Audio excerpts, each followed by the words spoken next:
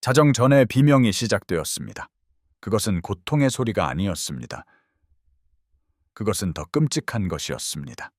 정신을 부수는 듯한 날카로운 짐승의 소리 같았습니다.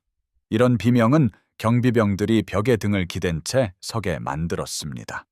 그들은 더 이상 그 소리를 듣고 싶지 않았습니다. 그러나 궁전의 돌복도에서는 그것을 피할 수 없었습니다. 비명은 1847년 골레스탄 궁전의 여인 거처에 울려 퍼졌습니다. 그 벽 안에 있던 모든 공주, 모든 후궁, 모든 하녀는 그 의미를 정확히 알고 있었습니다. 또 다른 한 명이 내면에서 죽어가고 있었습니다. 그 소녀의 이름은 자라였습니다. 그녀는 카자르 왕조의 공주였습니다. 자라는 16살이었습니다. 그녀는 아샤의 딸이었습니다. 그녀는 수세기 동안 페르시아를 통치했던 왕조의 손녀이기도 했습니다. 새벽이 되면 그녀는 세계의 주로 값을 치른 남자의 아내가 될 것이었습니다. 자정이 되기 전에 그녀는 이미 무언가를 잃었습니다. 이 상실은 결코 되돌릴 수 없었습니다. 그것은 안전을 신뢰하는 그녀 정신의 능력이었습니다. 그녀는 더 이상 자신의 몸이 침해로부터 분리되어 있다고 느낄 수 없었습니다. 그녀는 새벽 3시에 경련하며 깨지 않고는 잠들 수 없었습니다. 악몽을 기억하지 못했습니다. 그러나 그녀는 돌이킬 수 없는 일이 일어났음을 알고 있었습니다. 이 밤을 위해 그녀를 준비시켰던 여인들은 옆방에 앉아 있었습니다. 그들은 차를 마셨습니다. 서로를 쳐다보지 않았습니다. 그들은 이런 일을 전에도 해보았습니다. 그들은 다시 할 것이었습니다. 지난 6달 동안 그들이 계획한 것은 사랑을 위한 준비가 아니었습니다. 그것은 예절 훈련도 아니었습니다. 그것은 체계적인 심리적 파괴였습니다. 이것은 전통과 제국의 가장 은밀한 비밀로 위장되었습니다. 이 암울한 역사들을 즐겨 들으신다면 좋아요를 남기고 구독해주세요. 또한 어디에서 듣고 계신지 아래에 댓글로 남겨주세요. 저는 세상의 어느 곳에서 이 이야기들을 듣고 계신지 진심으로 궁금합니다. 이 이야기들은 영원히 묻혀 있어야 할 운명이었습니다. 진실은 기록 보관소에 속하지 않습니다. 그것은 여러분의 귀와 이해 속에 속합니다. 그것은 제국이 가한 고통을 지우지 못하게 하는 집단적 거부에 속합니다. 이것이 페르시아 궁정 신부들에게 일어난 일이었습니다. 이것이 그들이 죽음 그 자체보다 더 두려워했던 것이었습니다. 이 의식은 너무나 많은 젊은 여인들을 파괴했습니다. 역사가들은 아직도 얼마나 많은 이들이 정신적으로 온전하게 살아남지 못했는지 동의하지 못하고 있습니다. 18세기와 19세기 오스만과 카자르 궁정에서 왕실의 딸들은 공포에 직면했습니다. 이 공포는 사랑과는 아무런 관련이 없었습니다. 그것은 오로지 통제와만 관련이 있었습니다. 준비 과정은 세심하게 비밀로 유지되었습니다. 그것은 궁정 기록 보관소에 흩어져 있는 암호화된 문서에 기록되었습니다. 이 과정은 한 가지 일을 하도록 고안되었습니다. 그것은 소녀를 지우는 것을 목표로 했습니다. 그런 다음 그것은 그녀를 수능의 도구로 대체할 것이었습니다.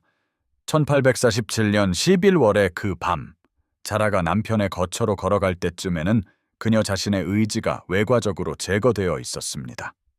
결혼식 밤은 그녀의 두려움이 아니었습니다. 결혼식 밤은 피할 수 없는 일이었습니다. 그녀를 파괴한 것은 그 전 6달이었습니다. 카자르 왕조는 1785년부터 1925년까지 페르시아를 통치했습니다. 140년 동안 그들은 제국을 통제했습니다.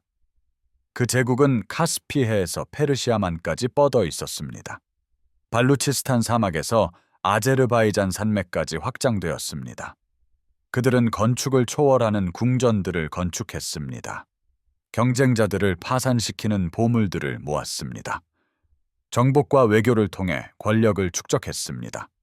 그러나 지배 위에 세워진 모든 제국처럼 카자르 왕조는 권력에 대한 근본적인 무언가를 이해했습니다.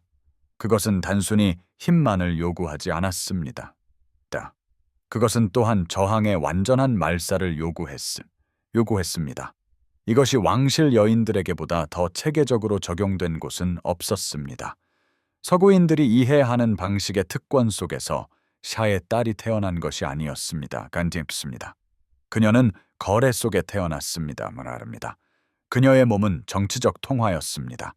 그녀의 결혼은 국가 정책이었습니다. 그녀의 의지는 잉태되는 순간부터 무의미했습니다. 왕은 자신을 군사령관에게 묶어두기로 결정할 수도 있었습니다. 그는 이웃 주와의 동맹을 확보하기 위해 이런 일을 할 수 있었습니다. 때로는 충성스러운 대신에게 보상하기 위함이었습니다. 맴이었습니다.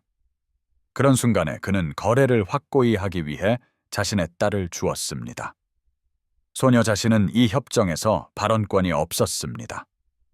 그녀는 이 진실을 일찍이 배웠습니다. 그녀는 자신의 자매들, 사촌들, 그리고 숙모들이 낯선 남자들의 궁전으로 사라지는 것을 보며 배웠습니다. 그녀는 또한 모든 어른의 목소리에서 느껴지는 절대적인 확신으로부터 그것을 배웠습니다. 그들은 이것이 그녀의 의무라고 말했습니다. 그러나 지식과 준비는 다른 것이었습니다. 한 소녀는 자신의 운명을 알 수 있었습니다. 그러나 그것이 시작되었을 때 여전히 산산조각 날 수 있었습니다. 자라의 약혼은 1847년 봄날 오후에 이루어졌습니다. 그녀는 14살이었습니다. 그 결정은 의회실에서 내려졌습니다. 그녀는 그곳에 들어갈 수 없었습니다. 그녀가 거의 알지 못하는 남자들 사이에서 논의되었습니다. 그것은 사형 집행과 같은 속도로 확정되었습니다. 그녀의 미래 남편은 미라 하산 칸이었습니다. 그는 북부의 방대한 토지 소유 가문의 군사령관이었습니다. 그는 43살이었습니다. 그는 이전에 2번 결혼했습니다. 두 전처 모두 사망했습니다. 한 명은 출산 합병증으로 사망했습니다. 다른 한 명은 궁정 기록에 막연하게 우울증이라고 묘사된 것으로 사망했습니다. 자라는 그의 3번째 아내였습니다. 그녀는 그녀의 혈통이 충분히 왕족이었기 때문에 선택되었습니다.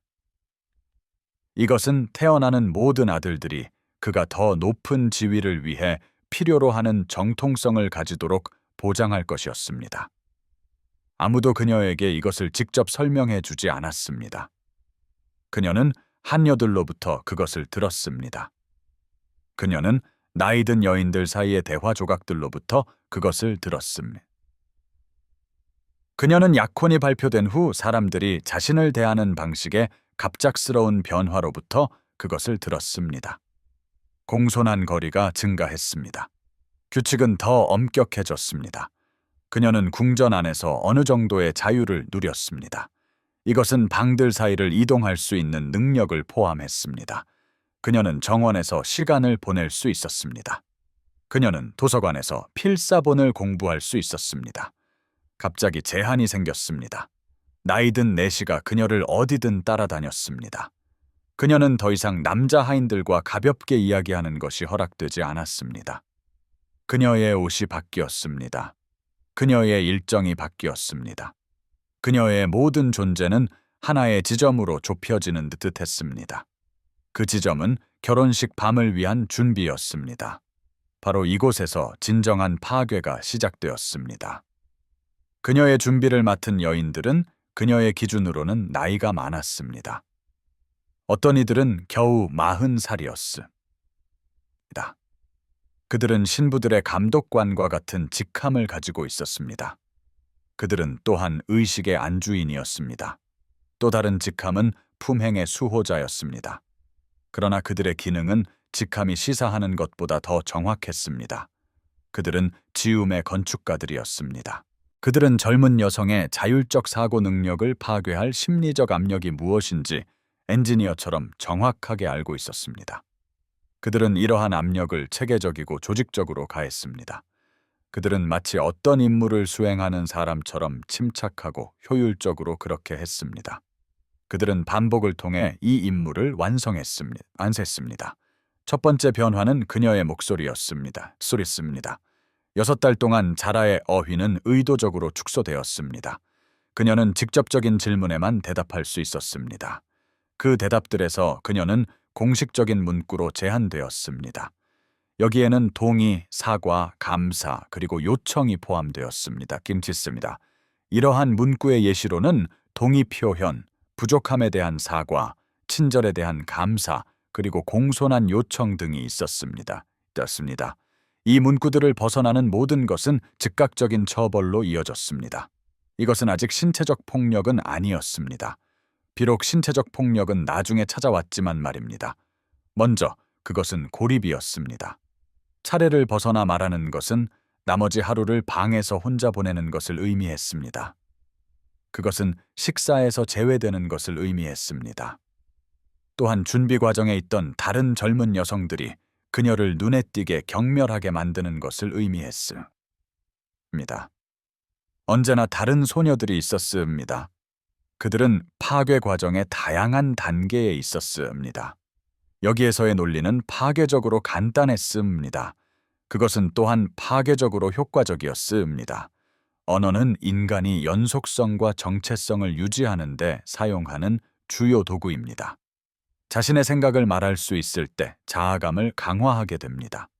내면의 일관성을 유지합니다. 자신이 누구인지 기억합니다. 자라의 언어를 43개의 허용된 구절로 제한함으로써 그 시스템은 단순히 그녀의 의사소통을 통제하는 것이 아니었습니다.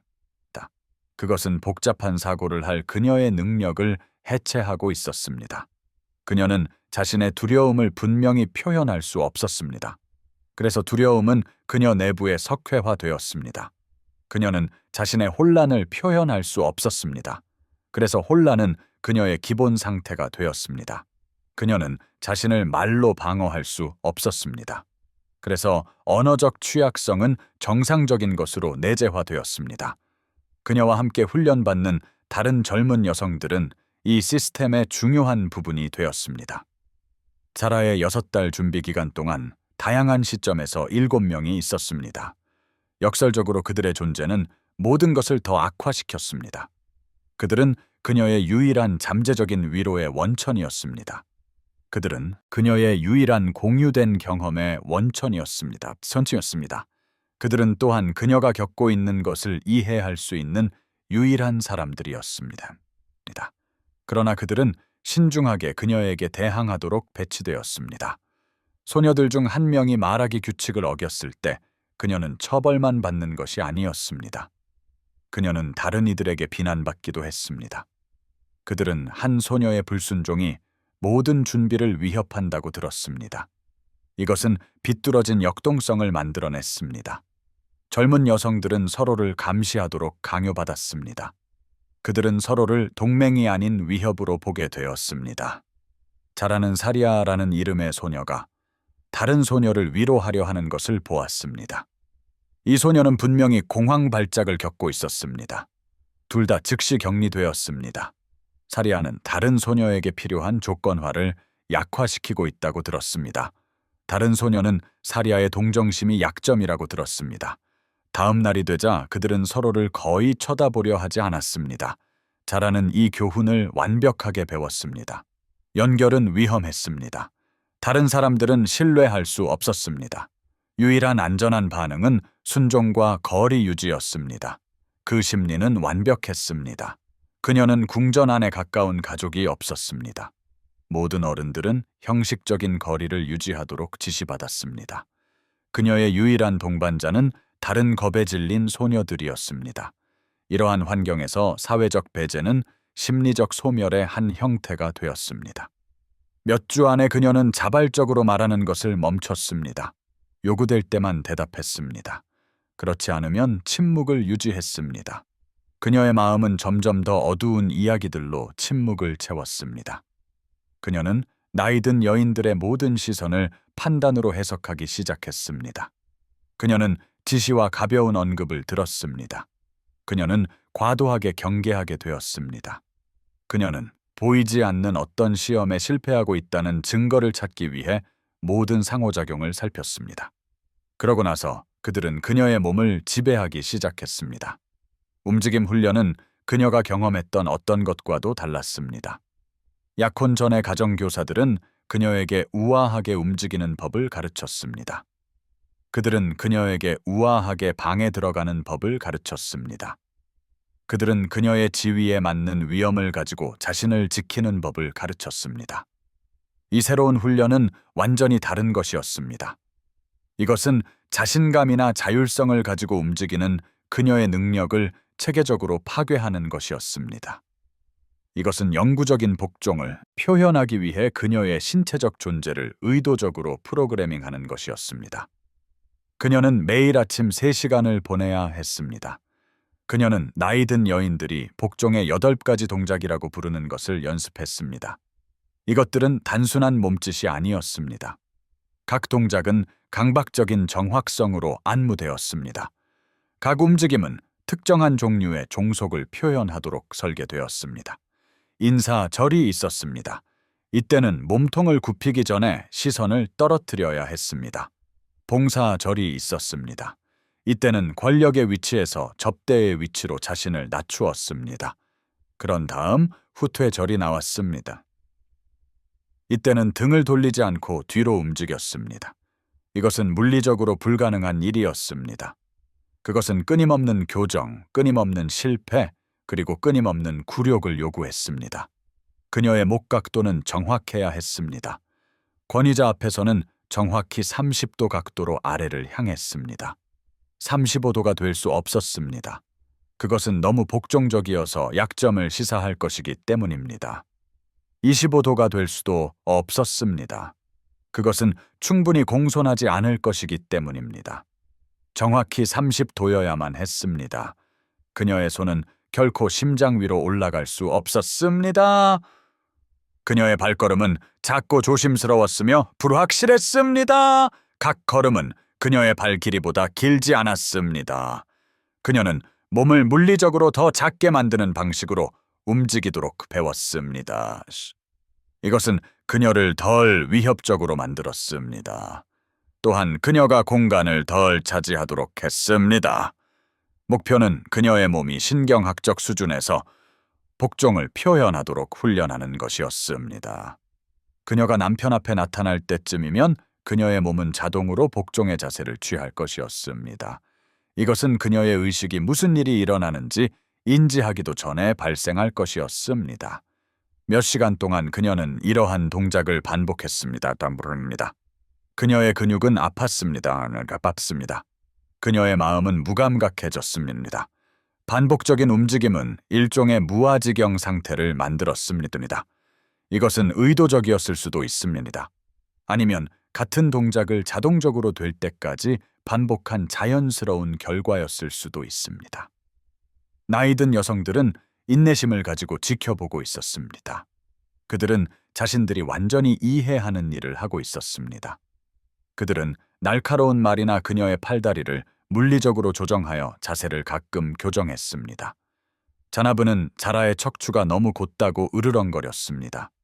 그녀는 자라의 등을 아래로 밀어 더 구부정한 자세를 강요했습니다. 마리암은 자라가 충분히 꺾이지 않았다고 말했습니다. 마리암은 포식자처럼 자라 주위를 맴돌았습니다. 자라의 조련사들은 그녀의 자세에 대해 언급했습니다. 그들은 그녀의 눈이 너무 직설적이라고 말했습니다. 그들은 그녀에게 항상 아래를 보라고 지시했습니다. 그들은 그녀에게 그에게 도전하려는 것인가요? 라고 물었습니다. 또한 결혼이 시작되기도 전에 망치고 싶은가요? 라고 물었습니다. 다른 교정은 종종 노골적인 굴욕과 함께 이루어졌습니다. 때로는 자라의 발걸음이 너무 자신감이 넘쳤습니다. 이것은 그녀 자신의 의지가 작은 조각이라도 남아있을 수 있음을 암시했습니다. 그러면 그녀는 그 동작을 반복하도록 강요당했습니다. 다른 모든 소녀들이 지켜보도록 불려왔습니다. 자나브는 이것을 보라고 발표했습니다. 그녀는 신부가 자신의 위치를 잊을 때 이런 일이 일어난다고 말했습니다. 자나브는 이것은 복종을 이해하기에는 너무 오만한 사람의 움직임이다 라고 말했습니다. 이 훈련은 그녀가 겸손을 배울 때까지 반복될 것이었습니다. 심리적인 부담은 매일 쌓여갔습니다. 그녀는 끊임없이 관찰당했습니다. 그녀는 끊임없이 교정당했습니다. 그녀는 항상 어떤 보이지 않는 시험에 실패하고 있다고 들었습니다. 자라는 자신의 몸을 배신으로 경험하기 시작했습니다. 그녀의 근육은 올바른 자세를 유지하지 못했습니다. 그녀의 목은 정확하게 각도를 잡지 못했습니다. 그녀의 눈은 충분한 확신을 가지고 아래를 보지 못했습니다. 그녀는 이제 집중이 허락된 단 한 가지 일에서 실패하고 있었습니다. 이것은 그녀 자신의 무가치함을 물리적으로 표현하는 것이었습니다. 그녀가 가장 깊은 근육 수준에서 배우고 있던 것은 무력함의 물리적 문법이었습니다. 몸은 충분히 반복적으로 훈련되면 수행하도록 강요받는 메시지를 내면화합니다. 트라우마 생존자 연구에서 이러한 현상이 나타납니다. 몸은 때때로 마음이 잊으려고 하는 방식으로 강압을 기억합니다. 근육은 긴장과 위축의 패턴을 발전시킵니다. 자율신경계는 복종 상태에 진입하는 것을 배웁니다. 이는 몸을 특정 방식으로 움직이도록 훈련함으로써 이루어집니다. 이 시스템은 그녀에게 단순히 행동 방식을 가르치는 것만이 아니었습니다. 이는 문자 그대로 그녀를 신경학적 수준에서 재구성하고 있었습니다. 6달이 지났을 때 그녀의 몸은 완전한 메시지를 내면화했습니다. 그 메시지는 당신은 자신을 통제하지 못한다는 것이었습니다. 당신의 움직임은 당신의 것이 아니다 라고도 했습니다. 그리고 당신의 공간은 빌린 것이다 라고 덧붙였습니다. 더욱 나쁜 것은 이 메시지가 자동화되었다는 것이었습니다. 그것은 너무 철저히 스며들어 무의식적이었습니다. 그녀는 자신의 방에 혼자 있을 수도 있었습니다. 하지만 여전히 작고 복종적인 방식으로 움직이는 자신을 발견했습니다. 아무도 보고 있지 않을 때도 고개를 숙이는 자신을 발견하곤 했습니다. 그녀의 몸은 그녀의 적이 되어가고 있었습니다. 그것은 그녀가 의식적으로 선택하지 않을 때조차 복종을 표현했습니다. 심리적 해체는 물리적 조건화와 병행하여 진행되었습니다. 여성들은 시험이라는 개념을 도입했습니다. 이것은 남편의 기대를 위한 준비로 제시되었습니다.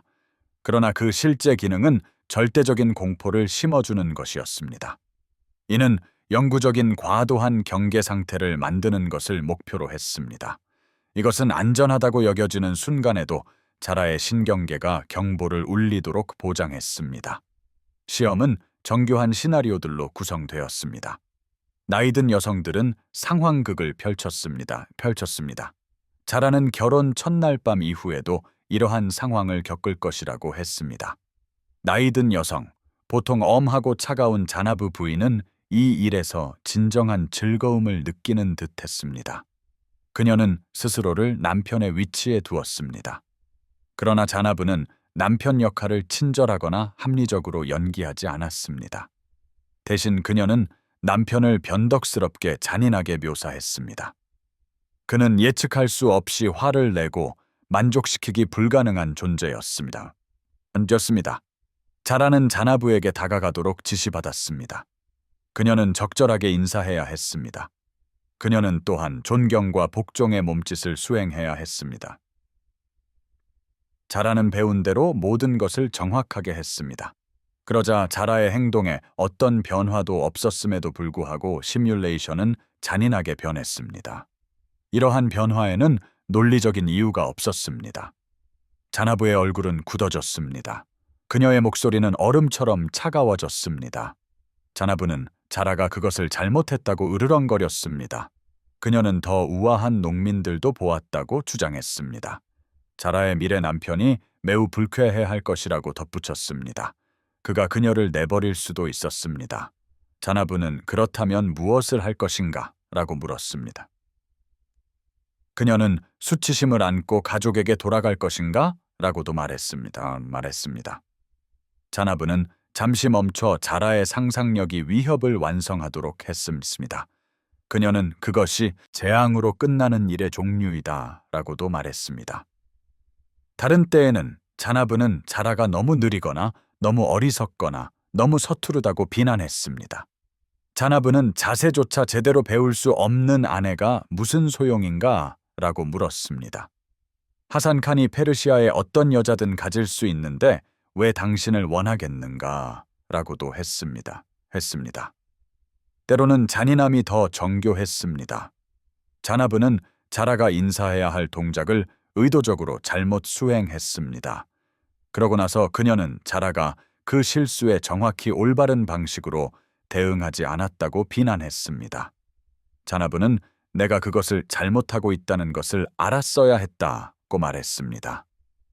그녀는 좋은 아내라면 내 요구를 직감하고 내 실수를 바로잡았을 것이다 라고 덧붙였습니다. 그녀는 내가 나 자신을 굴욕시키는 동안 당신은 그저 바보처럼 서 있었다고 말하며 마쳤습니다. 가장 최악의 변형은 자라 안에 무언가를 진정으로 산산조각 냈습니다. 이것은 침묵 치료였습니다. 자나브는 갑자기 자라가 더 이상 존재하지 않는 것처럼 행동했습니다. 그녀는 자라에게서 등을 돌렸습니다. 그녀는 자라의 부족함에 대해 다른 여성들에게만 이야기했습니다. 자나브는 자라의 존재가 물리적으로 불쾌한 것처럼 자라를 대했습니다. 그녀는 자라가 방에 없는 것처럼 더 이상 그녀를 거의 볼 수 없다고 말할 수도 있었습니다. 방금 그녀가 움직인 방식은 너무 어설프다라고 말했습니다. 그녀는 그녀의 아들 칸은 매우 실망할 것이다 라고 계속 말했습니다. 불쌍한 남자, 그의 신부는 큰 짐이 될 것이다 라고도 덧붙였습니다. 다른 여성들은 동의하며 고개를 끄덕였습니다. 그들의 침묵은 그들 역시 인간으로서의 자라에게 흥미를 잃었음을 나타냈습니다. 이러한 완전한 사회적 말살의 순간들은 심리적 죽음에 가까운 것을 초래했습니다. 자라는 다른 사람들 앞에 있었습니다. 그러나 그들은 집단적으로 그녀가 더 이상 존재하지 않는다고 결정했습니다. 인간은 사회적 존재입니다. 사회적 연결은 음식이나 물만큼 근본적입니다. 사회적 말살은 흔적을 남기지 않는 고문의 한 형태입니다. 각 시험 시나리오는 특정 심리적 반응을 유발하는 것을 목표로 했습니다. 이 시스템은 자라의 모든 가능한 반응이 잘못되었다는 것을 보장했습니다. 만약 그녀가 더 열심히 노력하면 그녀는 너무 지나치게 노력하는 것이었습니다. 이것은 그녀의 절박함을 드러냈습니다. 만약 그녀가 침착함을 유지하면 그녀는 냉정하다는 것이었습니다. 그녀는 결혼, 성공에 충분히 투자하지 않았다는 의미였습니다. 이것은 심리적 덫을 만들었습니다. 이는 트라우마 문헌에서 잘 이해되는 개념입니다. 이는 학습된 무력감이라고 불립니다. 어떤 반응도 긍정적인 결과로 이어지지 않는 상황에 놓이면 뇌는 노력이 무용하다는 것을 학습합니다. 그들이 시도하는 모든 것은 실패합니다. 처벌은 무자귀적이며 그들의 행동과 무관합니다. 결국 그들은 노력을 멈춥니다. 그들은 싸움을 멈춥니다. 그들은 자신의 환경이나 결과를 통제할 수 없다는 믿음을 내면화합니다. 이것이 학습된 무력감으로 알려져 있습니다. 이는 한 사람의 의지를 꺾는 가장 확실한 방법 중 하나입니다. 시험은 예측 불가능한 순간에 무작위로 일어났습니다. 이것은 심리적 영향을 강화시켰습니다. 자라는 식사 중에 불려나갈 수도 있었습니다. 짧은 학습 시간 중에 방해받을 수도 있었습니다. 복도를 걷는 동안 직면할 수도 있었습니다. 불확실성 자체가 무기가 되었습니다. 그녀의 신경계는 긴장을 풀지 않도록 훈련받았습니다. 그녀는 언제 안전한지 알 수 없었습니다. 이것은 시스템이 어느 곳도 안전하지 않도록 보장했기 때문입니다. 처벌은 그녀가 올바르게 수행했는지 또는 잘못 수행했는지 중요하지 않을 만큼 무작위적이었습니다. 결과는 항상 예측 불가능했습니다. 그것은 항상 잠재적으로 파괴적이었습니다. 그녀는 낮은 수준의 공포 상태에서 존재하는 것을 배웠습니다. 이것은 영구적인 경계 상태였습니다. 그녀의 심박수는 항상 약간 높았습니다. 그녀의 근육은 항상 약간 긴장되어 있었습니다. 그녀의 마음 일부는 항상 다음 위협을 탐색하고 있었습니다. 준비 3개월째, 그녀의 몸은 이 상태에 적응했습니다. 그녀는 정상적으로 잠을 자지 못했습니다. 그녀는 몇 시간 동안 깨어 누워 있었습니다. 그녀의 마음은 시나리오들로 가득했습니다. 두려움과 만약의 상황들로 가득했습니다. 잠이 들었을 때에도 그것은 불안정했습니다. 그것은 깨어났을 때 기억할 수 없는 악몽으로 인해 방해받았습니다. 그러나 그 악몽의 감정적 잔여물은 다음 날 내내 남아 있었습니다. 이 잔여물은 순수한 공포와 순수한 수치심이었습니다. 그녀는 새벽 3시에 공황 상태로 깨어나곤 했습니다. 그녀의 심장은 너무 빠르게 뛰어 터질 것 같았습니다. 그녀의 숨은 헐떡였습니다. 그녀의 온몸은 땀으로 흠뻑 젖었습니다. 그녀는 공황 발작을 무엇이 유발했는지 명확한 기억이 없었습니다. 특정 꿈이나 생각이 선행하지 않았습니다. 그것은 단지 그녀의 신경계가 경보를 울리는 것이었습니다. 그것은 훈련받은 대로 정확히 작동하고 있었습니다. 그녀의 몸은 이제 스스로에게 위협이었습니다. 나이든 여성들은 자라의 수면 부족과 공황 발작을 알아차렸습니다. 그들은 이것을 진전이라고 칭찬했습니다.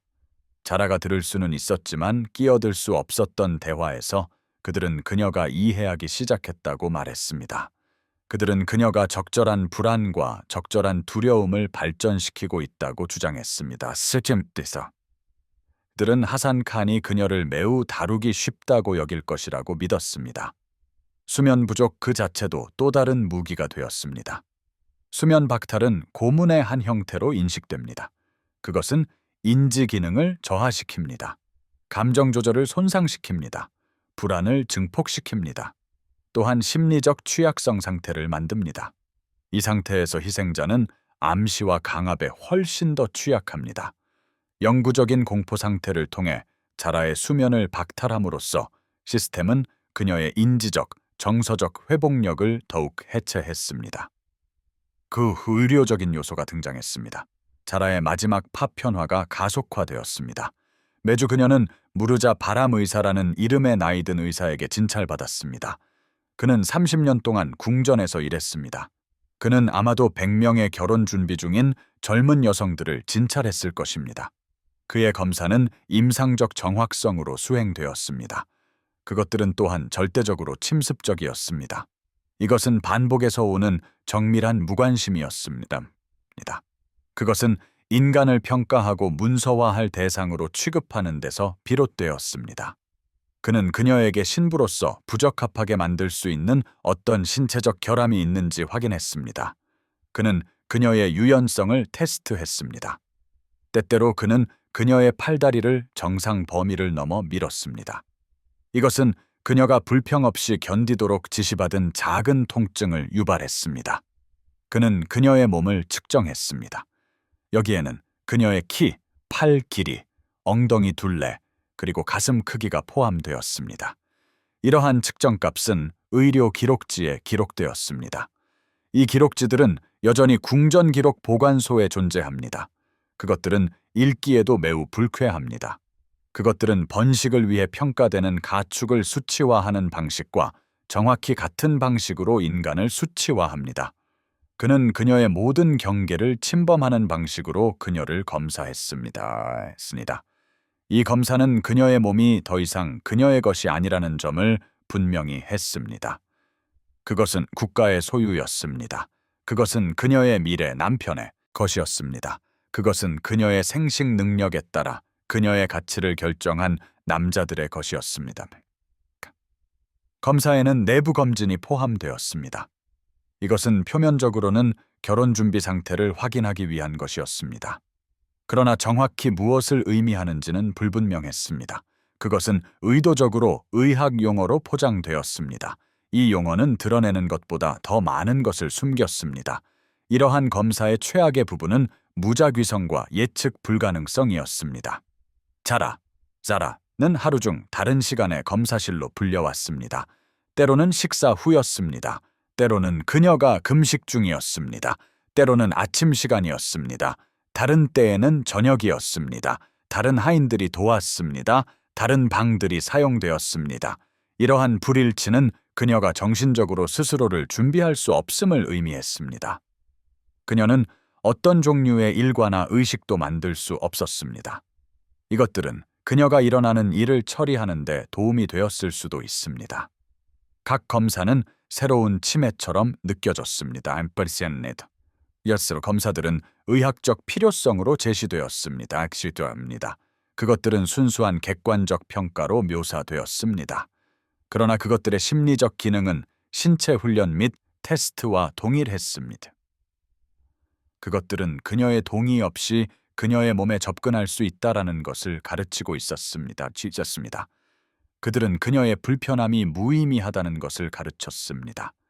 그녀의 신체적 자율성은 그녀가 포기해야 할 환상이었습니다.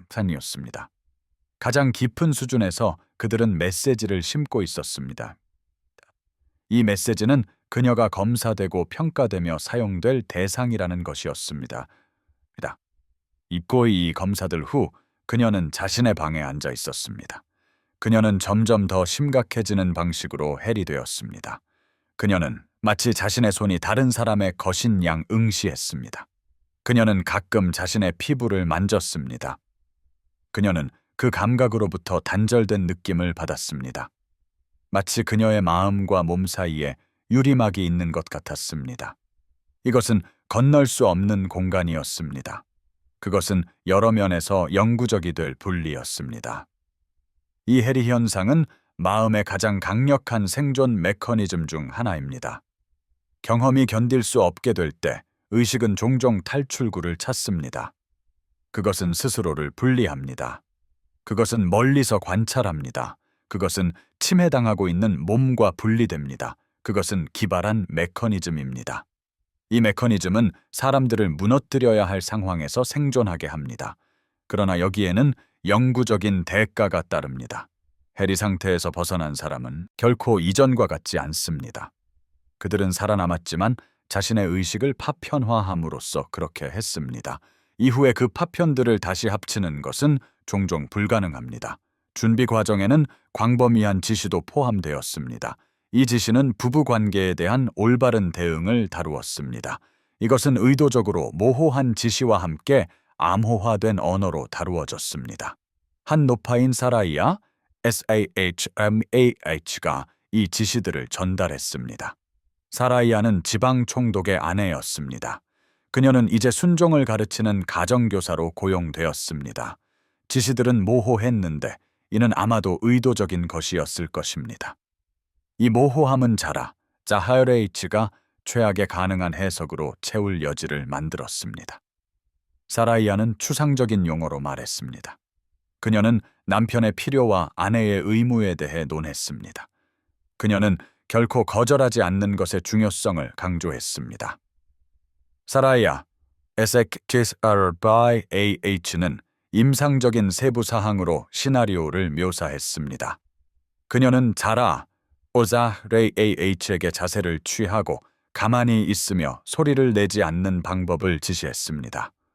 사라이아는 자라의 쾌락이 무의미하다고 절대적으로 단호하게 말했습니다. 그녀는 자라의 선호가 무의미하다고 설명했습니다. 그녀는 자라의 편안함도 무의미하다고 덧붙였습니다. 사라이아는 이러한 개념이 자라에게는 적용되지 않는다고 계속 말했습니다. 그녀는 오직 봉사하기 위해 존재했습니다. 자라는 실제로 어떤 일이 일어날지에 대한 설명을 받지 못했습니다. 그녀는 자신의 몸이나 남편의 몸에 대한 정확한 정보도 받지 못했습니다. 대신 그녀는 수동적으로 행동하는 방법에 대한 지시만 받았습니다. 그녀는 수용하고 자신에게 일어나는 모든 일이 괜찮은 척하는 법을 배웠습니다. 모호함과 지시의 이러한 조합은 완벽한 심리적 덫을 만들었습니다. 그녀의 마음은 최악의 시나리오들을 헤치며 달렸습니다. 그녀의 상상력이 만들어낸 두려움은 어떤 현실보다도 더 나빴을 것입니다. 나이든 여인들은 이 사실을 알고 있었습니다. 그들은 그 두려움을 부추겼습니다. 그들은 암호 같은 경고를 통해 그 두려움을 더했습니다. 이 경고들은 아내가 준비되지 않았을 때 일어나는 일을 묘사했습니다. 5번째 달이 되자 자라는 비현실감을 경험하기 시작했습니다. 현대 심리학은 이러한 상태를 인지할 것입니다. 그녀는 때때로 자신의 몸 밖에서 자신의 행동을 지켜보는 자신을 발견했습니다. 그녀는 하루 종일 움직이는 자신을 관찰했습니다. 그것은 마치 그녀가 살아있는 사람이라기보다는 이야기 속의 등장인물인 것 같았습니다. 그녀는 자신의 목소리를 들었습니다. 그것들은 신중하게 제한된 공식적인 구절들이었습니다. 마치 다른 사람이 말하는 것 같았습니다. 분괴는 그녀의 결혼식 전 마지막 주에 찾아왔습니다. 그녀는 개인 방으로 불려갔습니다. 그곳에서 그녀는 이전에 본 적 없는 일련의 물건들을 보게 되었습니다. 이것들은 성적인 도구들이었습니다. 그녀는 그것들의 용도를 이해하지 못했습니다. 그러나 그것들은 그녀가 두려워하도록 조장된 목적을 위해 분명히 존재했습니다. 이 물건들을 제시한 노파는 다시 지나부, 나비였습니다. 지나부는 심리적 파괴의 냉혹한 대가였습니다. 그렇습니다. 그녀는 감정 없는 어조로 그것들을 묘사했습니다. 그녀는 카탈로그처럼 무미건조한 목소리로 사실만을 전달했습니다. 그녀는 자아라, 제자 레이치에게 남편이 이 물건들을 사용하고 싶어 할 수도 있다고 알렸습니다. 자라는 반대하지 않을 것입니다. 그녀는 저항하지 않을 것입니다. 자라는 느끼지 않는 법을 배웠기 때문에 고통을 느끼지 않을 것입니다. 자라는 그 대화 중에 내면에서 무언가가 부서지는 것을 느꼈습니다. 그것은 은유적인 방식이 아니었습니다. 실제로 내부가 산산조각 나는 느낌이었습니다. 그 순간 그녀는 스스로를 보호하려는 마음의 능력이 단순히 멈추는 것을 느낄 수 있었습니다. 그녀는 공황 발작을 겪기 시작했습니다. 그것들은 예고 없이 찾아왔습니다. 그녀의 심장은 자신이 죽는다고 생각할 만큼 빠르게 박동했습니다. 그녀의 숨은 헐떡거렸습니다. 시야는 흐려졌습니다. 의사가 불려왔습니다. 그는 그녀에게 진정제를 주었습니다. 이것은 일종의 아편 성분 제제였습니다. 그때부터 정기적으로 투여될 것이었습니다. 진정제는 그녀를 무감각하게 만들었습니다. 그녀는 공포를 느끼는 능력이 줄어들었습니다. 그러나 그녀는 어떤 것도 느끼는 능력이 줄어들었습니다. 그녀는 안개 속에 존재했습니다. 그녀는 일종의 멍한 순종으로 마지막 준비의 날들을 보냈습니다.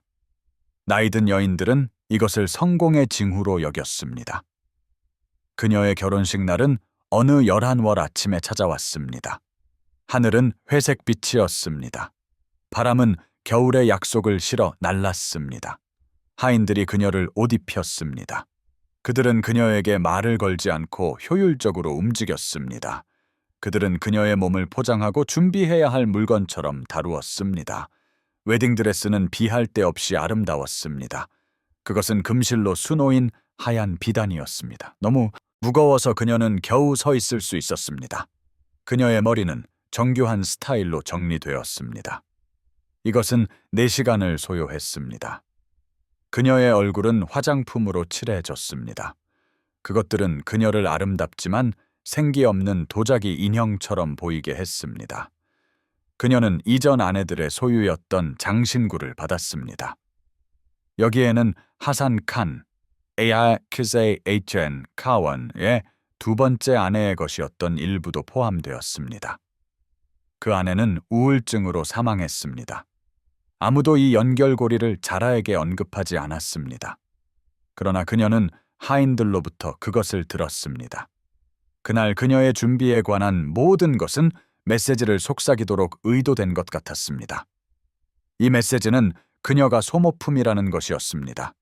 그녀는 대체될 수 있다는 것이었습니다. 그녀에게 일어난 일은 그녀가 대표하는 것보다 덜 중요했습니다. 의식 자체는 다행히도 짧았습니다. 그녀는 종교 관리 앞에 세워졌습니다. 그녀가 거의 알지 못하는 나이 든 남자 친척인 대리인이 그녀의 동의를 대신했습니다. 그녀는 동의하는지 질문을 받았습니다. 그녀가 반응하지 않자 하인이 그녀를 툭 쳤습니다. 그녀는 동의로 해석되는 어떤 소리를 냈습니다. 말씀이 낭송되었습니다. 계약서가 서명되었습니다. 그녀는 이제 하산 칸의 아내가 되었습니다. 축하 행사는 6시간 동안 지속되었습니다. 그녀는 쿠션이 깔린 왕좌에 미동도 없이 앉아 있었습니다. 수백 명의 사람들이 줄지어 지나가며 그녀를 축하했습니다. 그들은 축복을 빌고 음식을 먹고 그녀가 선택하지 않은 결합을 축하했습니다. 그녀는 그것을 거의 기억하지 못했습니다. 진정제는 그녀를 기능적인 해리 상태로 유지시켰습니다. 그녀는 주변에서 일어나는 일을 보고 들을 수 있었습니다. 그러나 그녀는 그것에 감정적으로 완전히 연결될 수 없었습니다. 저녁이 되자 여인들은 그녀를 초야를 위해 준비하기 시작했습니다. 하인들이 장미꽃집과 향수 냄새가 나는 물로 그녀를 목욕시켰습니다. 그녀는 몸을 거의 가리지 않는 얇은 비단 가운을 입었습니다. 그녀의 머리는 등 뒤로 느슨하게 정리되었습니다. 이것은 처녀 상태를 나타내는 신호였습니다. 그녀는 또 다른 진정제를 받았습니다. 이것은 이전보다 더 강한 것이었습니다. 그리고 신부 감독관이 그녀를 신방으로 이끌었습니다. 이 신부 감독관은 마리암, MAHREAM이라는 노파였습니다. 그녀의 얼굴은 말린 사과 같았습니다. 그녀의 눈에는 어떤 감정도 담겨 있지 않았습니다. 신방은 엄청난 정성으로 준비되었습니다. 벽은 붉은 비단으로 장식되어 있었습니다. 촛불이 곳곳에 있었습니다. 그것들은 아름다움 속에서 어딘가 음란한 따뜻한 빛을 드리웠습니다. 침대에는 최고급 아마포가 하얗고 깨끗하게 놓여 있었습니다. 방의 모든 것은 환영하는 듯 거의 유혹적인 모습으로 디자인되었습니다. 이것은 자라가 가슴에 품고 있던 공포와는 신중한 대조를 이루었습니다. 마리암. 그녀를 침대에 눕혔습니다. 그녀는 자라. 그곳에 머물라고 말했습니다. 그녀는 남편이 올 것이라고 말했습니다. 자라는 배운 대로 할 것이었습니다. 그녀는 저항하지 않을 것입니다. 직접 말을 걸지 않으면 말하지 않을 것입니다. 그녀는 울지 않을 것입니다. 그 후 마리암은 돌아서서 떠났습니다. 자라는 밖에서 문이 잠기는 소리를 들었습니다. 그녀는 그 아름다운 방에 앉아 있었습니다. 몸의 모든 신경이 비명을 질렀습니다. 진정제는 그녀를 몽롱하게 만들었습니다. 그러나 그것들은 그녀가 앞으로 일어날 일을 이해하지 못하게 할 만큼 몽롱하지는 않았습니다. 그녀는 생각하고 스스로를 준비하려고 노력했습니다. 그러나 그녀의 마음은 6달 동안 너무나 철저히 해체되었습니다. 그녀는 온전한 조각을 찾을 수 없었습니다. 그녀는 이것을 어떻게 생존해야 할지 아는 자신의 어떤 부분도 찾을 수 없었습니다. 1시간 후 하산 카웬 방으로 들어왔을 때 그는 부분적으로 취해 있었습니다. 그는 그녀에게 인사하지 않았습니다. 그는 그녀에게 말을 걸지 않았습니다. 그는 그저 옷을 벗기 시작했습니다. 그녀는 마치 유리 뒤에 서인 양 이 일이 일어나는 것을 지켜보았습니다. 진정제는 그녀의 의식을 몸에서 너무나 효과적으로 분리시켰습니다. 그녀는 그것을 완전히 느끼지 않고도 자신이 만져지는 것을 관찰할 수 있었습니다. 그녀는 자신이 놓여 있던 곳에 누워 있었습니다. 그녀는 아무 소리도 내지 않았습니다. 그녀는 저항하지 않았습니다. 그녀는 그럴 수 없을 만큼 잘 훈련되어 있었습니다. 아마 20분 동안 지속된 것이 몇 시간처럼 느껴졌습니다. 그것이 끝나자 그는 옷을 입고 그녀에게 말도 없이 떠났습니다. 그녀는 침대에 여전히 해리되고 몽롱한 상태로 남아 있었습니다. 그녀의 몸은 완전히 그녀 자신의 것이 아니었습니다. 아직 어두울 때 나이든 여인들이 방으로 들어왔습니다. 그들은 피해 증거를 찾기 위해 침대 시트를 확인했습니다. 이것은 그녀의 처녀성의 물리적 증거였습니다. 찾아야 할 것을 찾은 후 그들은 떠났습니다. 그들은 거래가 성공적으로 완료되었다는 것에 만족했습니다. 그리고 자흐락 안이 무언가가 부서졌습니다. 그것은 이미 부서져 있었습니다. 그것은 그녀가 완전히 회복할 수 없을 정도로 산산조각 났습니다. 그날 밤 궁전 전체에 비명소리가 울려 퍼졌습니다. 그 소리는 하인들을 겁에 질리게 했습니다. 그것은 경비병들이 시선을 돌리게 만들었습니다.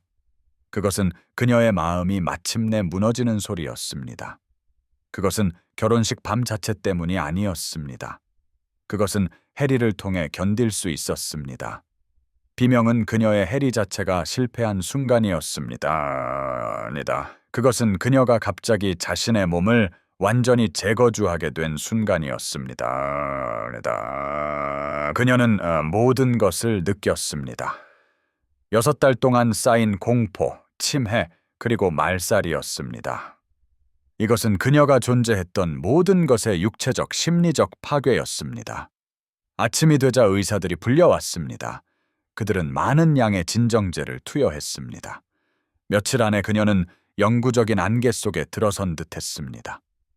그녀는 요구받는 모든 것에 순종했습니다. 그 해 안에 남편에게 아들을 낳아주었습니다. 이후 8회 동안 3명의 자녀를 더 낳았습니다. 그녀는 모범적인 순종으로 아내의 의무를 다했습니다. 모든 공식적인 척도로 볼 때 그녀는 완벽한 성공이었습니다. 하지만 한때 시 읽기를 좋아했던 소녀는 사라졌습니다. 그녀는 복잡한 철학 텍스트를 이해할 만큼 명민한 지성을 가졌었습니다. 그녀는 가정교사들을 놀라게 하는 질문을 던지곤 했습니다. 그 소녀는 이제 없었습니다. 그 자리에는 유령처럼 삶을 살아가는 여인이 있었습니다. 그녀는 말을 걸어야만 대답했습니다. 그녀는 누군가를 직접 바라볼 때조차 부분적으로만 존재하는 듯 했습니다. 그녀는 37해를 더 살았습니다. 53살에 세상을 떠났습니다. 공식 사인은 소모성 질환으로 기록되었습니다. 하지만 궁중 의사들은 개인 서신에서 그녀가 단순히 삶을 포기한 듯 보였다고 언급했습니다. 그녀의 몸은 너무 많은 트라우마를 흡수했습니다. 결국 몸은 존재 자체가 너무 지쳐 계속할 수 없다고 결정한 듯 했습니다.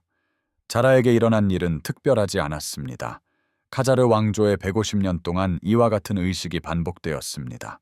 수십 명의 왕실 딸들이 이 과정의 다양한 형태를 겪었습니다. 준비 절차는 약간씩 달랐습니다. 이는 신부의 나이와 미래 남편의 지위에 따라 달랐습니다. 하지만 핵심 원칙은 동일했습니다. 소녀의 의지를 꺾는 것이었습니다. 그녀의 자율성을 지워버리는 것이었습니다. 신경학적 수준에서 복종을 주입하는 것이었습니다. 그 후 그녀를 완벽히 순종하는 도구로서 남편에게 넘겨주었습니다. 우리는 이 여성들 중 다수의 이름을 알고 있습니다. 그들의 이야기는 예측 가능한 패턴을 따랐습니다. 1823년 15살에 결혼한 아슈라프 공주가 있었습니다. 그녀의 개인 일기는 2003년에 궁중기록 보관소에서 발견되었습니다. 일기에는 점점 더 난해해지는 필체가 기록되어 있었습니다. 이는 준비 과정 동안 그녀의 점진적인 정신적 붕괴를 반영합니다. 4번째 달에는 그녀의 일기 내용이 단절되었습니다. 내용들은 서로 연결되지 않은 구절들 사이를 오갔습니다. 그녀는 스스로가 아니며 항상 감시받고 있다고 썼습니다. 그녀는 자신이 왜 이렇게 움직이는지 기억할 수 없다고 했습니다. 언제 자신의 몸이 더 이상 자신의 것이 아니게 되었는지 의문을 가졌습니다. 6번째 달에는 일기 작성이 완전히 중단되었습니다. 1856년에 결혼한 파티마 공주는 궁궐 정원에 숨으려 했다라고 전해집니다. 그녀는 결혼 첫날 밤에 남편의 침실을 피하려 했습니다. 그녀는 몇 시간 후 발견되었습니다. 그녀는 완전한 긴장증 상태에 있었습니다. 의사의 기록은 그녀가 자극에 반응하지 않았다고 묘사합니다. 그녀의 동공은 고정되어 있었습니다. 그녀의 생체 징후는 거의 감지할 수 없었습니다. 그녀는 다음 몇 주 동안 부분적으로 회복했습니다. 하지만 그녀는 결코 이전과 같지 않았습니다. 그녀는 세상과의 의식적인 교류로 완전히 돌아오지 못했습니다. 1841년에 결혼한 노세라트 공주의 이야기가 기록되어 있습니다. 그녀의 언니와 신뢰하는 이모 사이의 서신에 그녀의 상태가 묘사되어 있습니다. 서신은 그녀가 준비 후 모든 독립적인 사고 능력을 상실했다라고 말합니다. 이 편지는 노세라트가 인형처럼 궁궐을 움직였다라고 묘사합니다. 그녀는 보이지 않는 끈에 의해 조종되는 듯 했습니다. 그녀는 말을 걸어야만 대답했습니다. 그녀는 주변 환경을 인지하지 못하는 듯 보였습니다. 이들은 드문 사례가 아니었습니다. 이는 일반적인 현상이었습니다. 준비는 정확히 이러한 결과를 만들어내도록 설계되었습니다. 제국은 우연히 이 여성들을 파괴하려 한 것이 아니었습니다. 이는 체계적이고 의도적으로 그들을 파괴하고 있었습니다. 이러한 방식이 작동한 일관성은 시스템 운영자들이 자신들이 무엇을 하는지 정확히 이해했음을 시사합니다. 그들은 신경학적이고 심리적인 수준에서 이러한 일을 행하고 있었습니다. 이 시기의 역사 기록은 어떤 면에서는 드뭅니다. 하지만 다른 면에서는 충격적일 정도로 상세합니다. 카자르 왕조는 오스만 제국과 달리 궁중 관행에 대한 공식 문서를 적게 남겼습니다. 남아있는 기록들은 깊이 일관된 이야기를 들려줍니다. 이 증거는 흩어져 있는 편지들과 암호화된 의사들의 일지에서 나옵니다. 이는 또한 여성 가족 구성원들이 기록한 단편적인 증언들을 포함합니다. 자매들이 자매들에게 보낸 편지들은 그들이 목격한 것을 묘사합니다. 나이 든 여성들이 연구자들에게 자신들의 경험을 구술한 후기 기록들도 존재합니다. 신부들은 결혼 첫날 밤 자체보다 준비 과정을 더 두려워했습니다. 이러한 심리적 파괴는 의도적이었습니다. 제국은 젊은 여성의 두려움이 무기화될 수 있음을 이해했습니다. 치매에 대한 예상은 종종 실제 치매 자체보다 더 해로웠습니다. 궁중 의사들은 그들의 관찰 내용을 기록했습니다. 그들은 임상 용어를 사용하여 이를 모호하게 표현했음에도 불구하고 무슨 일이 일어나고 있는지 이해하는 듯 했습니다. 1834년에 한 의사 일지에는 한 신부에 대한 기록이 있었습니다. 그녀는 준비가 시작된 지 4주째였습니다. 일지에 사용된 공식적인 페르시아 의학 용어는 환자가 체계적인 정신적 붕괴 징후를 보였다라고 기록했습니다. 그녀는 또한 해리, 지속적인 불안, 수면 부족을 보였습니다. 그녀의 자율적인 자기 조절 능력은 약화되었으며 이 모든 것이 그녀의 의도된 목적에 적합하다고 여겨졌습니다. 그녀의 의도된 목적에 적합한이라는 이 문구는 중요한 것을 드러냅니다. 의사들은 이 여성들을 치료하려 하지 않았습니다. 그들은 정신적 파괴의 효과를 감시하고 있었습니다. 그들은 여성이 얼마나 철저히 파괴되었는지를 기준으로 성공을 측정했습니다. 일부 공주들은 저항을 시도했습니다. 흩어진 기록들은 준비 과정에 협력하기를 거부했던 소녀들을 묘사합니다. 그들은 허락되지 않을 때 말을 했습니다. 그들은 자율성의 일부라도 유지하려 했습니다. 이는 자율성을 완전히 지우도록 설계된 시스템에 직면했을 때조차 일어났습니다. 그들의 저항은 아마도 이 역사에서 가장 가슴 아픈 부분일 것입니다. 이는 시스템에 맞서 싸우는 데 필요한 심오한 정신적 강인함을 기록합니다. 또한 그 강인함이 체계적인 수단으로 결국 꺾였음을 보여줍니다. 현존하는 문서에 수스로만 이름이 나타나는 한 공주는 8가지 복종 동작을 거부했다고 전해집니다. 그녀는 그러한 신체적 타락이 왕실의 품위와 양립할 수 없다고 주장했습니다. 그녀는 구타당하지 않았습니다. 대신 그녀는 완전히 고립되었습니다. 모든 식사는 그녀의 밀폐된 방으로 가져다 주어졌습니다. 다른 모든 사람들은 그녀를 완전히 무시하도록 지시받았습니다. 하인들은 그녀를 쳐다보지 않았습니다. 그들은 그녀에게 말을 걸거나 어떤 식으로든 그녀의 존재를 인정하지 않았습니다. 그녀는 육체적으로는 살아 있었지만 완전한 사회적 죽음 상태에 있었습니다. 이 처우를 3주 동안 받은 후 그녀는 동작들을 완벽하게 수행하기 시작했습니다. 그녀는 왜 갑자기 협조했는지 질문받았을 때 더 이상 존재하지 않는다고 말했다고 전해집니다.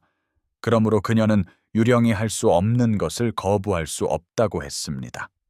또 다른 소녀 마리암 공주는 자신에게 친절을 보였던 하녀와 친구가 되려 했습니다.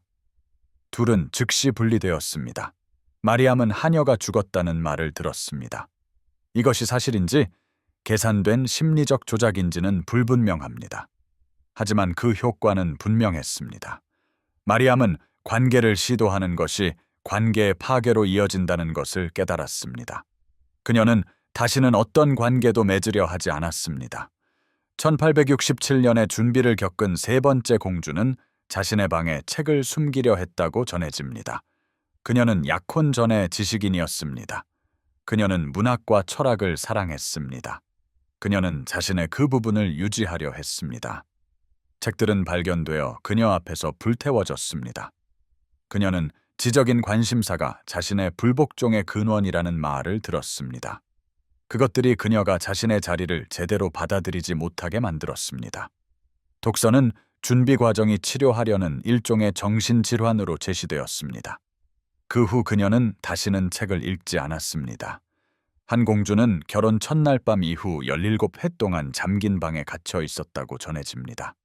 이는 궁중 기록에 묘사된 대로 그녀가 통제 불능이 된 후에 발생했습니다. 이는 완전한 정신병적 붕괴 이후에 이어진 것으로 보입니다. 우리는 그녀에게 무슨 일이 일어났는지 알지 못합니다. 그 후 그녀의 삶에 대한 기록도 없습니다. 그녀는 기록에서 사라졌습니다. 어떤 면에서는 이것이 자비로웠을 수도 있습니다. 이는 그녀가 더 이상 순종적인 아내의 역할을 수행할 필요가 없었다는 의미입니다. 하지만 이는 또한 그녀가 역사에서 사라졌다라는 의미이기도 합니다. 그녀의 고통은 완전히 지워졌습니다. 제국은 여러 겹의 서사를 통해 이 시스템을 정당화했습니다. 각 서사는 실제로 일어나는 일을 모호하게 만들도록 설계되었습니다. 이는 사회 안정에 필수적인 것으로 제시되었습니다. 왕비들은 절대적으로 순종해야 했습니다. 그렇지 않으면 그들의 결혼이 보장하려 했던 정치 구조를 불안정하게 만들 것이었습니다. 이는 또한 보호적인 것으로 포장되었습니다. 이는 여성이 여성성의 충격으로 파괴되지 않도록 보장하는 유일한 방법으로 제시되었습니다. 여기에는 가족의 집을 떠나면서 오는 갑작스러운 보호 상실도 포함되었습니다. 마지막으로 이는 전통적인 것으로 묘사되었습니다. 이것은 늘 그렇게 해왔던 방식에 불과했습니다. 역사적 선례는 젊은 여성들의 정신을 체계적으로 파괴하는 것을 정당화한다고 여겨졌습니다. 이러한 정당화 중 어느 것도 면밀한 조사를 견뎌내지 못합니다. 그것들은 합리화였습니다. 이것들은 엄청난 해악을 저질렀거나 저지를 사람들이 내놓은 것이었습니다.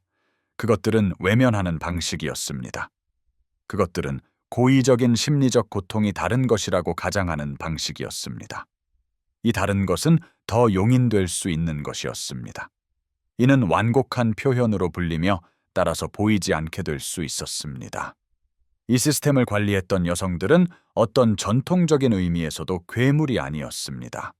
여기에는 신부 감독관, 의례 책임자, 그리고 품위 수호자들이 포함되었습니다. 그들 대부분은 수십 년 전에 직접 준비 과정을 겪었습니다. 그들은 그 논리를 내면화함으로써 살아남았습니다. 그들은 자신들에게 일어난 일이 정상적이고 필요하며 심지어 보호적이라고 스스로에게 말했습니다. 트라우마의 피해자가 아닌 관리자가 됨으로써 그들은 환상을 유지하는 방법을 찾습니다. 이 환상은 그들이 권력과 주체성을 가지고 있다는 것이었습니다. 진실은 그들이 자신들을 희생시킨 시스템을 되풀이하고 있었다는 것입니다. 그들은 이러한 파괴를 다음 세대로 물려주었습니다. 그렇게 함으로써 그들은 자신들의 원래 트라우마를 영속화하고 있었습니다. 그들은 이 진실을 명확히 표현할 수는 없었지만 어느 정도는 이해하고 있었습니다. 카자르 신부 준비를 이해하는 것은 과거보다 우월감을 느끼는 행위가 아닙니다. 우리가 얼마나 발전했는지 스스로를 축하하는 것도 아닙니다. 이는 여전히 활동적인 패턴들을 인식하는 훈련입니다. 이 패턴들은 여전히 위험합니다. 그것들은 오늘날에도 여전히 사람들을 파괴하고 있습니다. 차이점은 이제 우리에게 일어나는 일에 대한 언어가 있다는 것입니다. 우리는 그것을 식별할 수 있습니다. 우리는 그것을 명명할 수 있습니다. 우리는 이러한 기술을 사용하는 시스템을 지목하고 그것이 심리적 고문이라고 주장할 수 있습니다. 우리는 또한 그것이 강압적인 통제를 나타낸다라고 말할 수 있습니다. 우리는 그것들이 용납될 수 없다고 선언할 수 있습니다. 그 명령은 다시는 그런 일이 일어나지 않도록 거부하는 첫 번째 단계입니다. 이는 이러한 종류의 파괴가 즉시 인식되고 중단되는 시스템과 공동체를 구축하도록 우리를 이끕니다. 순전히 심리적인 수단을 통해 자율성을 파괴하는 카자르 방식은 한 세기 동안의 학대의 틀이 되었습니다. 이러한 메커니즘은 정보기관들에 의해 연구되고 채택되었으며 정교해졌습니다. 이 기관들은 신문을 수행하고 있었습니다. 이 메커니즘은 신입 회원들을 파괴하도록 설계된 사이비 종교에 의해 적용되었습니다. 그것들은 강압적 통제를 연구하는 심리학 실험실에서 정교해졌습니다. 그것들은 현재 친밀한 관계에서 사용되고 있습니다. 그것들은 또한 학대적인 가족과 권위주의 정권에서도 나타납니다. 카자르 왕조가 축적한 지식은 궁궐을 벗어났습니다. 이것은 흔적을 남기지 않고 누군가의 의지를 얼마나 완벽하게 파괴할 수 있는지에 대한 이해였습니다. 그 지식은 퍼져나가 증식했습니다. 그것은 통제를 위한 청사진이 되었습니다. 이것이 이 역사가 중요한 이유입니다. 그렇기에 우리는 자라와 다른 모든 공주들에게 무슨 일이 일어났는지 알아야 합니다. 이것은 머나먼 과거의 유물이 아닙니다. 대신 이는 실제로 사용이 중단되지 않은 기술들에 대한 인식입니다. 이는 시스템이 무엇을 할 수 있는지에 대한 경고입니다. 그들은 인간을 파괴하는 것이 용인되는 정책이라고 결정했습니다. 자라흐는 1884년에 사망했습니다. 그녀는 53살이었습니다. 그녀의 죽음은 궁전이나 후대의 역사가들에 의해 거의 주목받지 못했습니다. 궁전 기록의 짧은 기사에는 하산 칸의 아내가 오랜 병 끝에 사망했다고만 기록되어 있었습니다.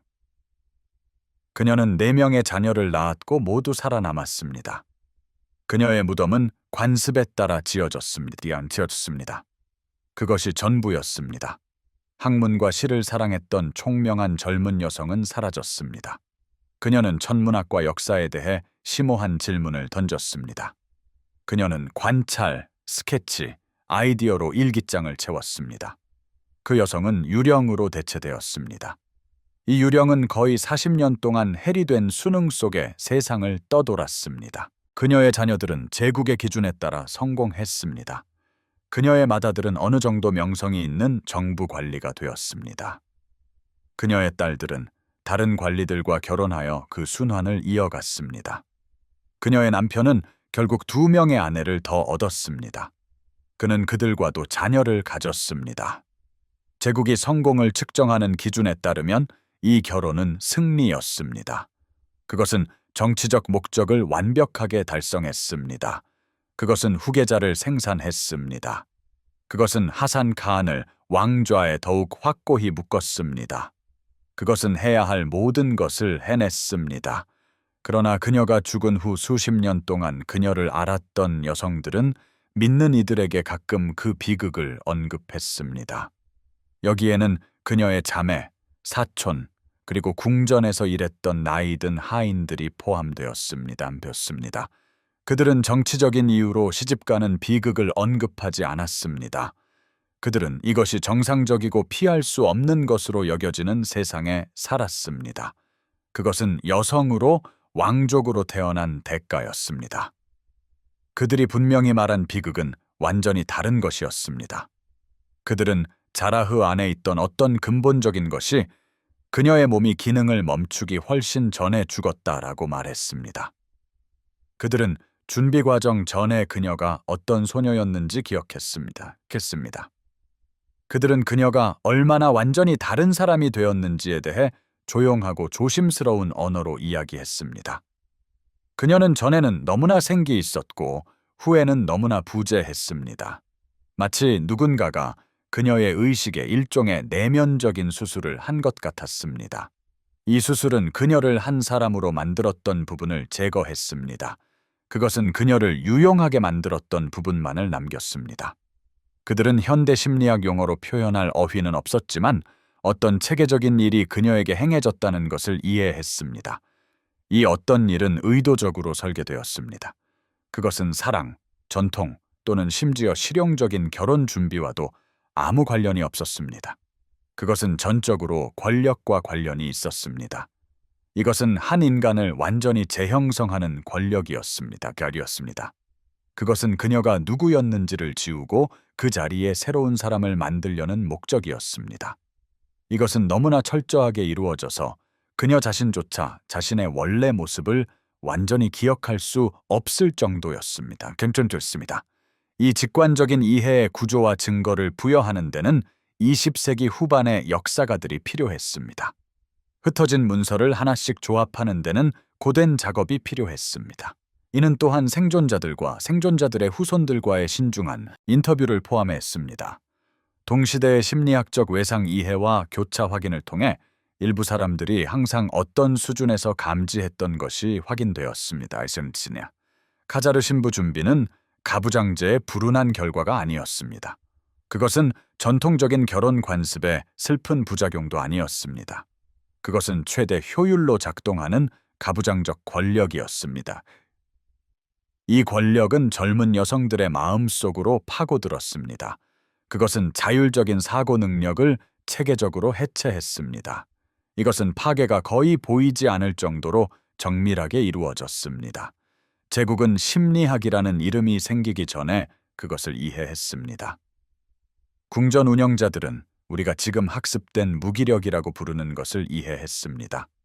그들은 해리, 강압적 통제, 심리적 외상을 이해했습니다. 그들은 형식적인 교육이나 이론적인 연구를 통해 이를 이해한 것이 아니었습니다. 대신 그들은 실질적인 적용을 통해 이를 이해했습니다. 이것은 여러 세대에 걸친 시행착오를 수반했습니다. 그들은 무엇이 효과가 있고 무엇이 효과가 없는지 관찰했습니다. 그들은 원하는 심리적 상태를 만들어내는 기술을 정교하게 다듬었습니다. 이 지식은 수십 명의 젊은 여성들을 체계적으로 파괴함으로써 축적되었습니다. 그것은 기록될 수 있는 어떤 곳에도 결코 기록되지 않았습니다. 그러다 그것은 공식적으로 연구되거나 가르쳐지지 않았습니다. 대신 그것은 여성에서 여성으로 전수되었습니다. 나이든 여성들은 젊은 여성들에게 준비를 시행했습니다. 이 젊은 여성들은 결국 스스로 관리자가 되었습니다. 그것은 최악의 의미에서 구전 전통이었습니다. 그것은 고통을 영속시키는 지식 전달이었습니다. 이 직관적인 이해의 구조와 증거를 부여하는 데는 20세기 후반의 역사가들이 필요했습니다. 흩어진 문서를 조합하는 데 많은 노력이 필요했습니다. 생존자들과의 인터뷰가 진행되었습니다. 이러한 발견들을 심리학적 외상 이해와 교차 확인하여 일부 사람들이 항상 감지했던 것을 확인했습니다. 카자르 신부 준비는 가부장제의 불운한 결과가 아니었습니다. 이것은 최대 효율로 작동하는 가부장적 권력이었습니다. 그것은 젊은 여성들의 마음속으로 파고들었습니다. 그것은 자율적인 사고 능력을 체계적으로 해체했습니다. 이 역사가 지금 중요한 것은 단순히 그것이 일어났기 때문만이 아닙니다. 그것은 또한 그들이 사용했던 메커니즘 때문입니다. 이 메커니즘들은 이해하는 데 매우 중요합니다. 여기에는 고립과 지속적인 감시가 포함되었습니다. 언어는 통제되었고 무작위적인 처벌이 흔했습니다. 그들은 과각성을 심어주고 신체적 자율성을 반복적으로 침해했습니다. 이것은 의도적인 외상을 만들어냈습니다. 이것들은 역사적인 호기심이 아닙니다. 대신 그것들은 강압적 통제의 메커니즘입니다. 이것들은 오늘날에도 세상에서 작동하고 있습니다. 그것들은 친밀한 관계에서 학대자들이 사용합니다. 그것들은 컬트 집단에서 사용됩니다. 그것들은 특정 국가들이 자국민을 상대로 사용합니다. 카자르는 이러한 메커니즘을 발명하지는 않았습니다. 하지만 그들은 그것들을 정교하게 다듬었습니다. 그들은 그것들을 체계화했습니다. 그들은 순전히 심리적인 수단을 통해 한 사람의 의지를 완전히 꺾는 것이 가능함을 증명했습니다. 이 역사가 지금 중요한 것은 단순히 그것이 일어났기 때문만이 아닙니다. 그것은 또한 그들이 사용했던 메커니즘 때문입니다. 이러한 메커니즘에는 고립과 감시가 포함되었습니다. 언어는 통제되었고 처벌은 무작위적이었습니다. 과각성이 심어졌습니다. 신체적 자율성이 반복적으로 침해되었습니다. 이것은 의도적인 외상을 만들었습니다. 이것들은 역사적인 호기심이 아닙니다. 대신 그것들은 강압적 통제의 메커니즘입니다. 이것들은 오늘날에도 세상에서 작동하고 있습니다. 그것들은 친밀한 관계의 학대자들이 사용합니다. 그것들은 컬트 집단이 새로운 구성원을 와해시키기 위해 사용합니다. 그것들은 특정 국가들이 자국민을 상대로 사용합니다. 그것들은 심리전에서 사용됩니다. 카자르는 이러한 메커니즘을 발명하지 않았습니다. 그들은 강압적 통제나 심리적 외상을 권력의 도구로 만든 것이 아니었습니다. 하지만 그들은 그것들을 정교하게 다듬었습니다. 그들은 놀라운 정밀함으로 그것들을 체계화했습니다. 그들은 순전히 심리적인 수단을 통해 한 사람의 의지가 완전히 꺾일 수 있음을 경험적으로 증명했습니다. 믿습니다. 이것은 물리적 폭력의 비효율성 없이 일어났습니다. 또한 흔적을 남기지 않고 일어났습니다. 게다가 제국이 설명하기에 당혹스러울 만한 어떤 증거도 남기지 않았습니다. 그 지식은 이 역사의 위험한 유산입니다. 그것은 멍 자국을 남기지 않고 자율성이 얼마나 완벽하게 파괴될 수 있는가에 대한 이해입니다. 그것은 퍼져나가는 지식입니다. 그것은 확산됩니다. 그것은 사용됩니다. 19세기 페르시아 궁전방에서 개발된 이 기술들은 20세기 정보기관의 신문에서 사용되었습니다. 그것들은 외상을 연구하고 심리학을 이해했던 사람들에 의해 적용되고 정교하게 다듬어졌습니다. 이러한 기술들은 우리가 지금 심리적 고문이라고 부르는 것의 청사진이 되었습니다. 고문 저항 공동체는 고통스러운 집단과 학대적인 관계에서 이러한 기술들을 식별합니다. 카자르 신부 준비를 이해하는 것은 우리가 얼마나 발전했는지 감상하는 훈련이 아닙니다. 그것은 여전히 활발히 작동하는 패턴들을 인식하는 훈련입니다. 그것들은 여전히 위험합니다. 그것들은 여전히 사람들을 파괴하고 있습니다. 차이점은 이제 우리에게 무슨 일이 일어나고 있는지 설명할 언어가 있다는 것입니다.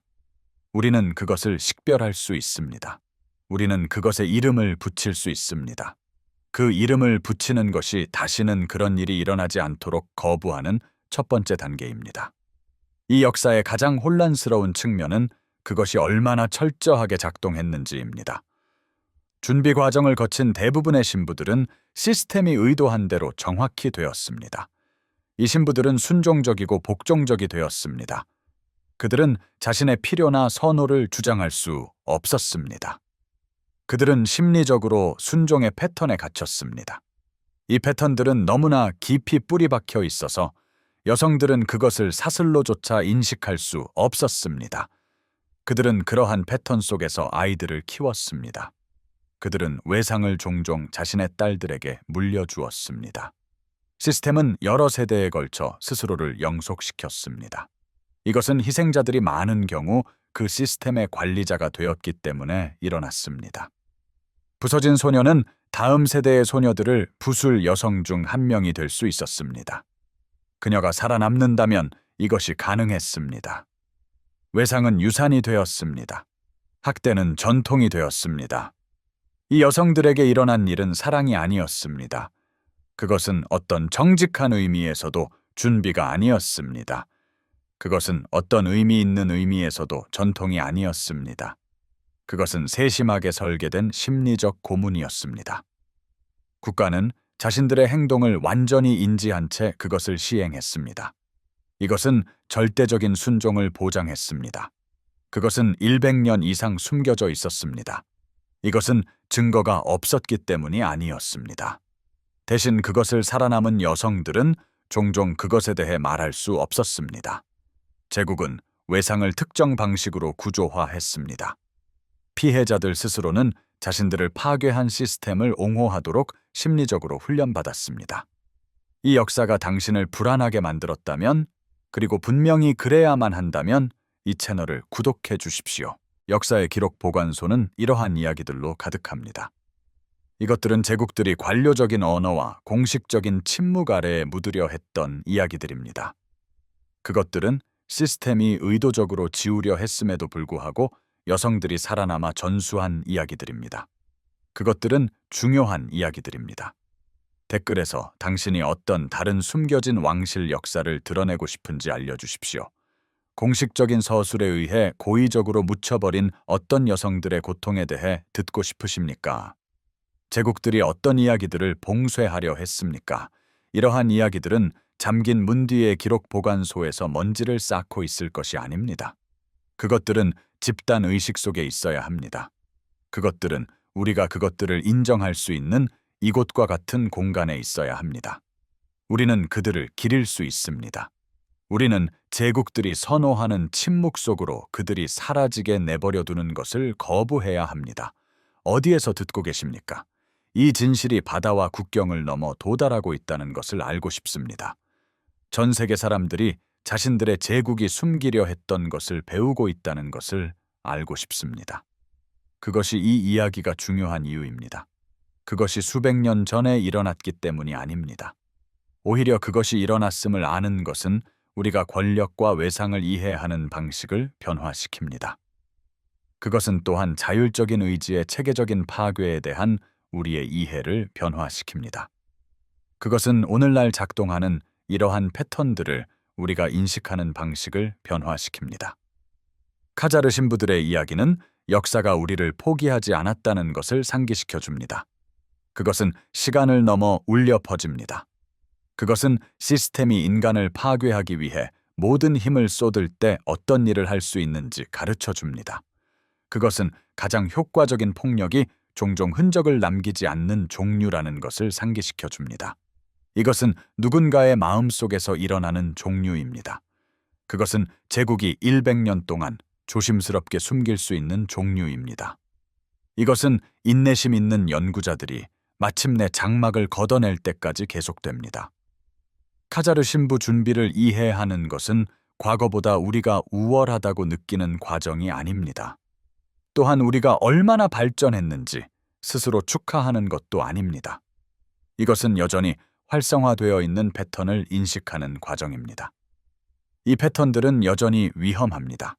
그리고 이 패턴들은 오늘날에도 사람들을 파괴하고 있습니다.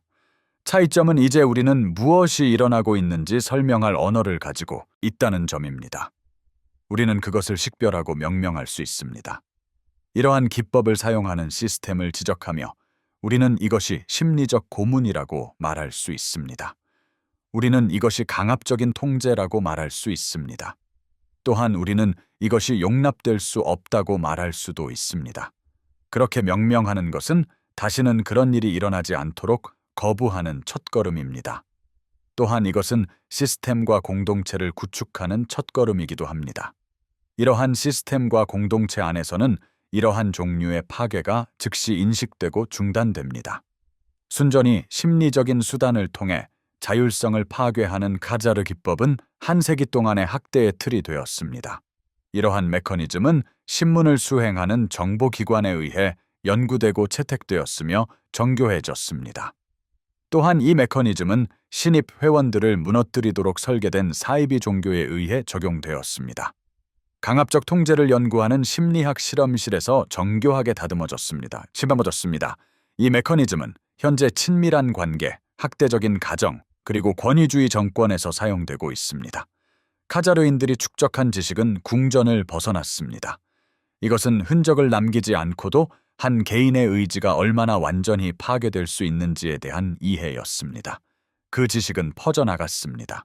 그리고 그것은 증식했습니다. 이것은 매일 취약한 사람들에게 계속해서 사용되는 통제의 청사진이 되었습니다.